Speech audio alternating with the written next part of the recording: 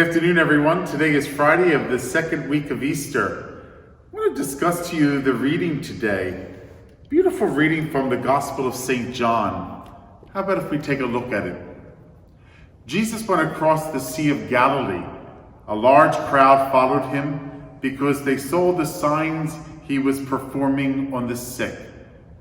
It's beautiful how people come and want healing, not only physically, but also spiritually and emotionally. Jesus went up on the mountain, and there he sat down with his disciples. Mountains have a beautiful biblical connotation, the mountain of God in which God speaks to his people, a high lofty mountain. How beautiful that image is. The Jewish feast of Passover was near. And that has something to do with this gospel today, so keep that in the back of your head. When Jesus raised his eyes and saw that a large crowd was coming to him, he said to Philip, "Where can we buy enough food for them to eat?" He said this to test him, because he himself knew what he was going to do. Philip answered him, 200 days' wages worth of food would not be enough for each of them to have a little. One of his disciples, Andrew, the brother of Simon Peter, said to him, "There is a boy here who has 5 barley loaves and 2 fish. But what good are these for so many?" Jesus said, "Have the people recline." Now there was a great deal of grass in that place, so the men reclined, about 5,000 in number. Then Jesus took the loaves, gave thanks, and distributed them to those who were reclining, and also as much of the fish as they wanted. When they had had their fill, he said to his disciples, "Gather the fragments left over, so that nothing will be wasted." So they collected them and filled 12 wicker baskets with fragments from the 5 barley loaves that had been more than they could eat. When the people saw the sign he had done, they said, "This is truly the prophet, the one who is to come into the world." Since Jesus knew that they were going to come and carry him off to make him king, he withdrew again to the mountain alone. The Gospel of the Lord. Praise to you, Lord Jesus Christ. It's the multiplication of loaves and fish, and how beautiful this gospel is, and the miracle. All the miracles have that two-sided imagery of God, the humanity of God in the person of Jesus, and the divinity of Jesus himself as God.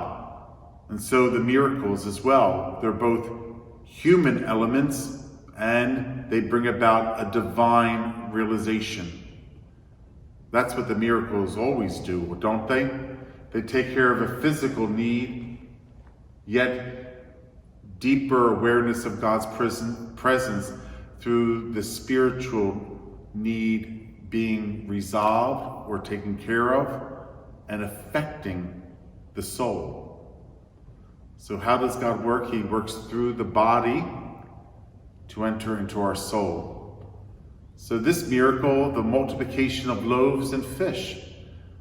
So Jesus was teaching and preaching, and they all gathered around him because they've seen what he has done to the sick, and they wanted to be part of that. Whether they were sick physically, emotionally, mentally, or spiritually. Most likely they were sick because they had some kind of physical ailment or some kind of difficulty with their own spirit. Demonic possession. Sometimes people would come to Jesus and allow him to cure them of the evil that they are experiencing. How did this happen, Lord? Why is this happening? So we're sick in body, mind, or spirit, and Jesus comes and he gives us healing. So no wonder they were all gathering. It says in the gospel, about 5,000 men were gathered around at that moment. Jesus always takes care of the physical and the spiritual. It's both and, not either or. And he said to Philip, where can you buy some food for them? He said, even 200 days' wages won't be enough.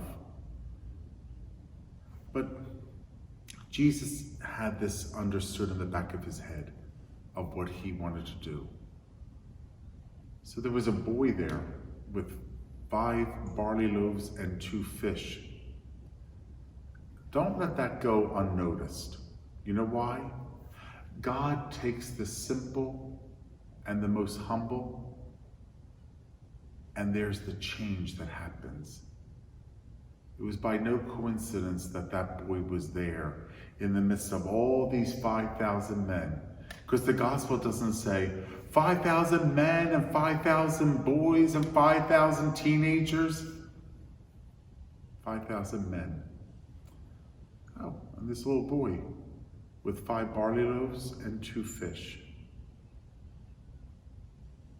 Just in the simplicity of a young person comes about the generosity of God.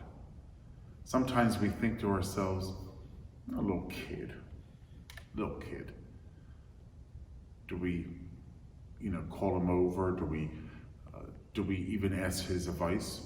Men of that era, and even today, wouldn't do that. Because, grown-ups think that they have it all together. So they're going to follow their own instincts. But here's this boy who has just 5 loaves and 2 fish. It's not enough to feed all these people. But Jesus uses him as an instrument of his generosity. Jesus uses this little boy's probably nothingness and brings about a great catch of this whole food to feed them.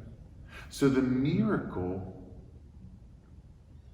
is about the generosity of God with our nothingness. We don't have enough. Not having enough, but do we rely on God to multiply our littleness? So the little boy's littleness, the little boy's littleness of food, the little boy who was just there, didn't know that God was going to use him to bring about a great miracle and a sign for all those men. But he did. So I said, keep that line, the Jewish feast of Passover was near. And Passover is always a reflection for the Christians about the Eucharist, isn't it? The Passover supper, right? The Last Supper. And there the multiplication of loaves and fish and the great quantity it came about to give to all those gathered. Even in the Eucharist, we say the one bread that is broken and distributed among the whole people gathered in the church. See how God uses the simplicity of something to bring about a great understanding of this miraculous event. Little host, right? But that little host saves us. That little host is the risen Christ. That little host is the center of the world. That little host is salvation. It's from the littleness that God brings about the greatness. I remember in the seminary we were talking about the sacraments and how just the pouring of the littleness of water is the miraculous event of salvation. That just that pouring of that littleness of water, the little host. the little bit of oil that goes on the forehead of those who are being confirmed, that God does a tremendous act, a miracle that affects the soul. It penetrates to the soul, but it goes through the body first. The body is that vehicle in which grace comes about to the soul. The body is that vehicle so that the graces can penetrate the soul.